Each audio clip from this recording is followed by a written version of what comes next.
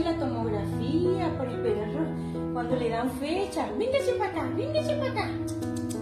Hay que donar para la tomografía, sí. Quiere venir a saludar.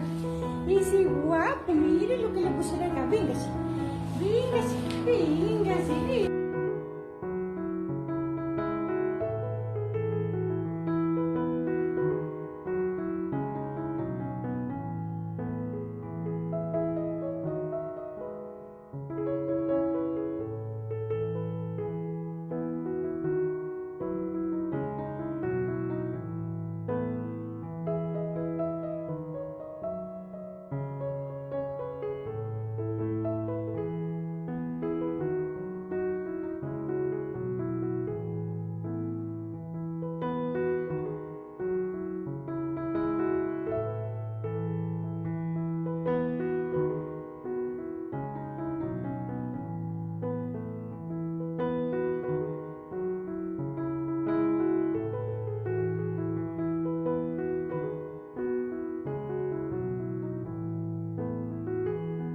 Eso, ahí para que esté más cómodo.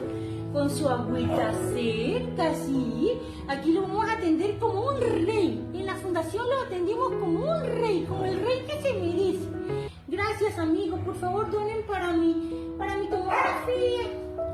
Soy un perrito muy agradecido. Aquí está mi agüita. Esta señora un poco loca, sí. Me está hablando así, chocotito, chocotito, sí.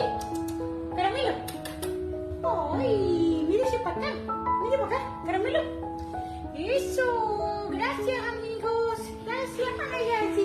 Y hago payasada de lo contento que estoy en esta fundación con esta señora loca, sí, que me habla bonito. Ella me habla bonito, sí, me gusta. Gracias amigos.